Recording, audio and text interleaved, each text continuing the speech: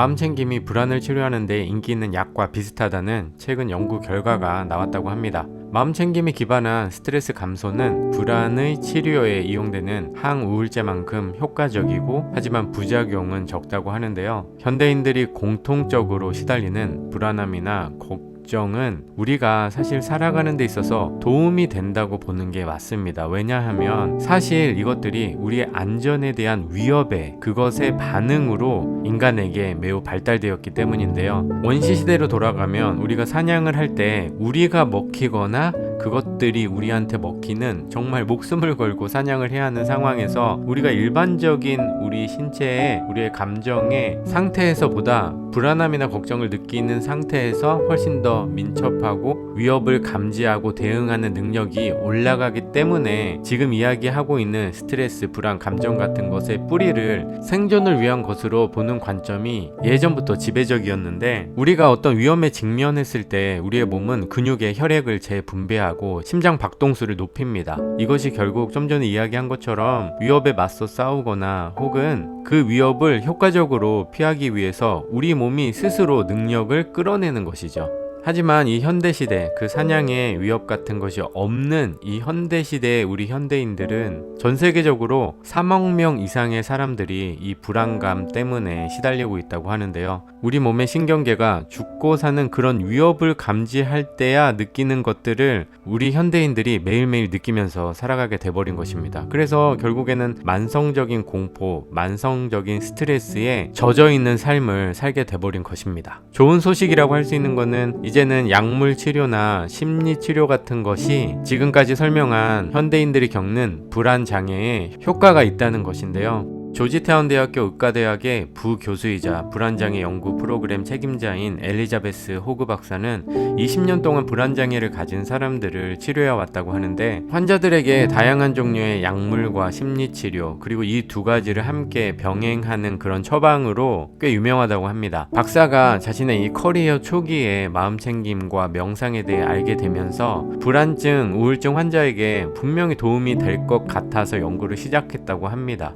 호그 박사와 연구팀은 미국의 그 3개의 도시에서 임상적 불안을 가진 성인 환자 276명을 무작위로 8주간 명상과 마음챙김으로 스트레스와 우울증을 치료하는 그룹과 항우울제 에스시탈로프람, 흔히 레프락소라고 알려진 제품을 또 나머지 그룹에 배정을 했는데요. 명상과 마음챙김 그룹에 속한 환자들은 매주 2시간 30분의 관련 수업과 그리고 매일 집에서 45분 정도 명상 연습을 하고 주말에는 하루 동안 수련회에 참여하는 그런 스케줄로 진행되었다고 합니다.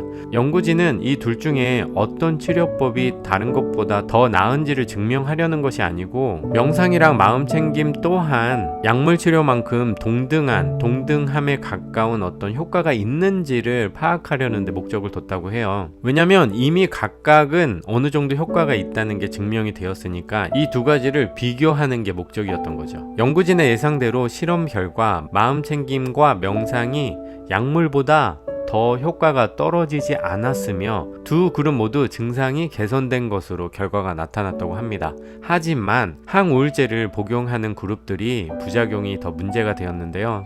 대표적인 부작용이 두통이나 메스꺼움, 설사, 불면증 이런 것들이 있는데 이 그룹 중에서 이제 항우울제 처방받은 그룹 같은 경우 78.6%가 적어도 한 가지 이상의 부작용을 경험한 반면에 명상과 마음챙김에 집중한 그룹은 15.4%만 부작용을 경험한 것으로 나타났다고 합니다. 근데 재밌는 거는 마음챙김과 명상을 하더라도 뭔가의 불편함, 즉 부작용이라고 말하는 물론 약물 치료보다는 훨씬 덜한 것이겠지만 부작용이라고 이야기를 한 게 좀 재밌네요. 하지만 또 하나의 재밌는 사실이 있는데 이 두 그룹 모두에서 중도 탈락률이 높았다고 합니다. 일단 약물 치료를 배정받은 그룹에서 탈락한 사람들은 몇 년 동안이나 쭉 약물 치료를 했는데 또 다른 약물 치료를 해야 된다는 것을 참을 수 없어서 중간에 이제 포기하는 사람들이 많았고 명상과 마음챙김 그룹은 스케줄과 시간 제약 때문이었다고 해요. 왜냐면 한 번 할 때 2시간 30분의 수업을 들어야 하는 것 그리고 매일매일 명상을 45분 정도 해야 하는 것 그리고 주말 수련회까지 해야 하는데 이 모든 게 예를 들면 가족들을 돌봐야 하거나 아니면 근무 시간이 또 맞지 않다던가 하는 경우